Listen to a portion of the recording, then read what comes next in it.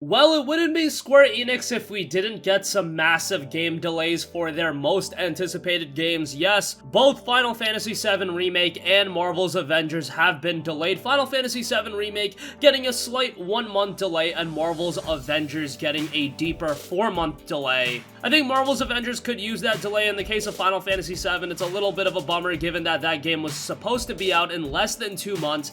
And now we do have a 1-month delay, putting it in April, specifically April 10th, and now that month of April is looking absolutely insane for new game releases. We're talking Cyberpunk 2077 and Final Fantasy VII Remake in the same month. Actually, I think they're only a couple weeks apart, thus meaning that that month is gonna be absolutely ridiculous, coupled with all of the other insane games coming out within March, April, and May. It is going to be a ridiculous 2-month period for gamers. Gonna be also a ridiculous period for your wallet, but let's look at the delays themselves and what they said. Square Enix has delayed the release of Final Fantasy VII Remake from its previously planned March 3rd worldwide release date to April 10th. The company officially announced it will be available for PlayStation 4 as a timed exclusive for 1 year. Final Fantasy VII Remake producer Yoshinori Kitase spoke a little bit about the delay, and here's what he said. "We know that so many of you are looking forward to the release of Final Fantasy VII Remake and have been waiting patiently to experience what we've been working on. In order to ensure we deliver a game that is in line with our vision and the quality that our fans who have been waiting for deserve, we have decided to move the release date to April 10, 2020. We are making this tough decision in order to give ourselves a few extra weeks to apply final polish to the game and to deliver you with the best possible experience. I, on behalf of the whole team, want to apologize to everyone, as I know this means waiting for the game just a little bit longer. Thank you for your patience and continued support." Yoshinori Kitase, producer of Final Fantasy VII Remake. Now, there's a couple of things to dissect when it comes to this delay. Final Fantasy VII Remake was really gonna be the game that I think was gonna kick off the huge wave of game releases that were coming in early 2020. There are some games coming out in February and January, don't get me wrong. You've got a DBZ Kakarot, you've got the Mega Man collection, the Zero collection, you've got Bayonetta and Vanquish. A couple of interesting titles, however, in terms of massive releases, with the release of Final Fantasy VII Remake on its old date of March 3rd, it was just kicking after that. You had Persona 5 Royal, you had Doom Eternal, Cyberpunk 2077, The Last of Us Part 2. It was just a wave of killer game after killer game. Now what it seems like is that Doom Eternal is really kicking off that release wave. Now there might be a game before that, I don't remember off the top of my head, and what this actually offers is Persona 5 Royal is going to be able to beat out Final Fantasy VII Remake on the market, and I think from an Atlus and Sega standpoint, that is actually going to help them out a little bit, as you can get on the market before the release of an enormous JRPG, and you can release a game that, hey, maybe more people will be inclined in checking it out because they haven't played a JRPG for a little bit. They'll try that out. They probably won't even finish it by April 10th, but she already sold copies of the game. I don't think it's going to make the biggest difference in the world, honestly, given the gravitas of a release like Persona 5 Royal. I think it's going to do just fine even against Final Fantasy VII Remake. I'm not of the mindset that competition is as big of a factor as some other people. Now, there are instances like Titanfall 2 where that game was just sent out to slaughter, but in the case of Persona 5 Royal, I do think it can hold its own against Final Fantasy VII Remake. Are there going to be some people that do make a decision on which JRPG to check out? Absolutely. And I do imagine that the majority of people will ultimately select Final Fantasy VII Remake because, I'm sorry, that game is just on another level in terms of its gravitas. I really put Final Fantasy VII Remake not only alongside the biggest JRPG releases of the year, it's without a doubt the biggest JRPG of the year, but I literally put it alongside the absolute biggest game releases of the year, alongside a Cyberpunk 2077, Last of Us Part 2, and games like that.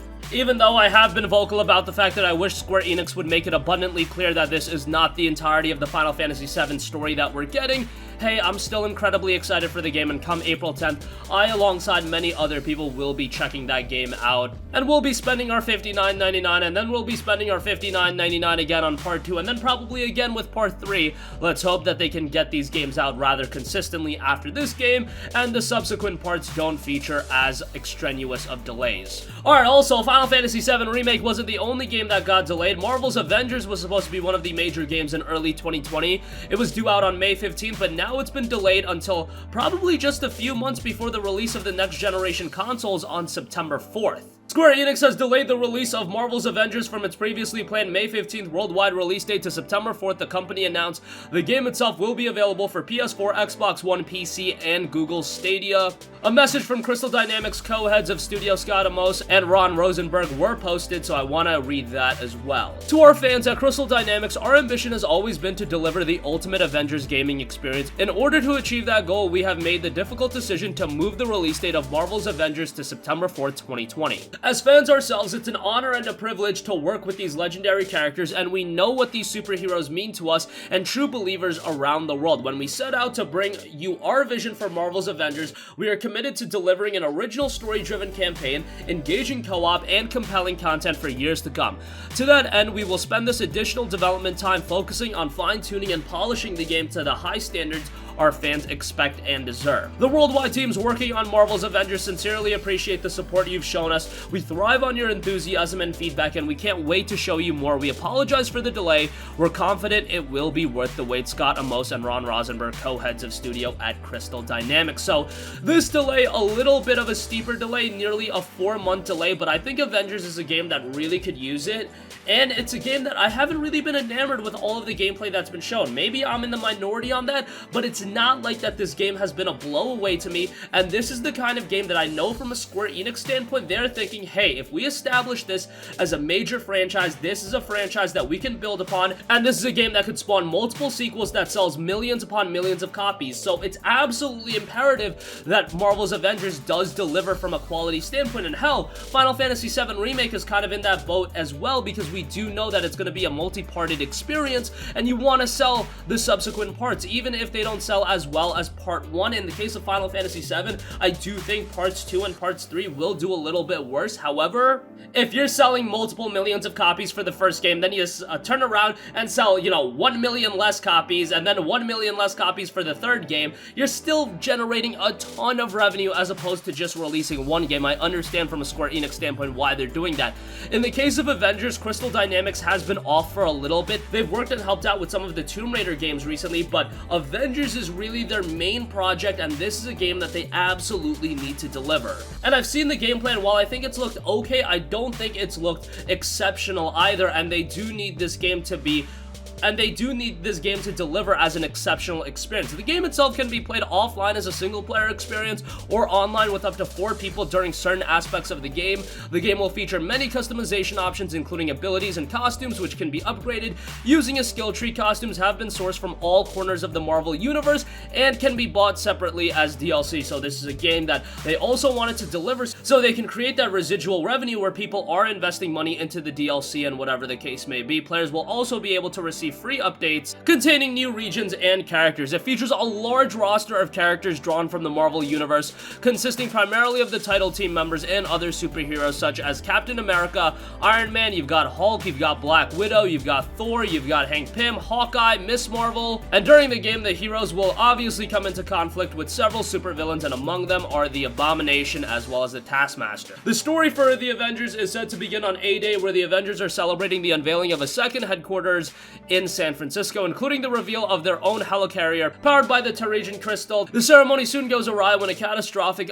incident results in most of the city being destroyed and the apparent death of Captain America. Blamed for the tragedy, the Avengers disband 5 years later. The rebuilt city is now under the control of AIM, and superheroes are outlawed, but with the world in peril once more, Kamala Khan uncovers a shocking conspiracy and embarks on a quest to reassemble Earth's mightiest hero, avenge Captain America's death, and uncover the true culprit behind A-Day. So obviously, Crystal Dynamics is setting out to create a compelling original story, and from that standpoint as well, there's got to be a lot of pressure on them. Crystal Dynamics, again, they've worked a lot on the Tomb Raider games. However, to create an Avengers game, there's going to be an inherent level of pressure that I don't think they've been normalized to in the past. While they had a lot of pressure working on games like Tomb Raider 2013, to take Avengers, make a compelling video game out of it, man, everybody is going to be at your throat if this game is not good, and I'm sure they're abundantly aware of that. So if for the sake of the game it's going to be the best with this delay, I'm all for it. And again, Avengers will be out on just about every platform outside of Switch on September 4th. And that's gonna conclude this video. Again, just in typical Square Enix fashion, Final Fantasy VII Remake delayed a month until April 10th. By the way, Final Fantasy 15, another game that was delayed. So the last two major Final Fantasy games have seen delays to various extents. Of course, Final Fantasy 15 was in development hell for a very long time, but it did ultimately see a delay right before its release too, so that's kind of funny. And Marvel's Avengers, not gonna be out on May 15th, rather it will be coming September 4th. That's gonna conclude this video. Sound off with all of your thoughts in the comment section down below. Thank you for watching, and goodbye. Hey guys, we hope you enjoyed the video, and if you did, make sure to hit the subscribe button, and if you're already subscribed, do us a favor and hit the bell icon. This way you'll be notified whenever we post a new video. That's the best way to keep up with all of our uploads, and we usually try to upload 2 videos a day. And with the bell icon hit, you'll be notified whenever we do upload a video. As always, thanks for watching.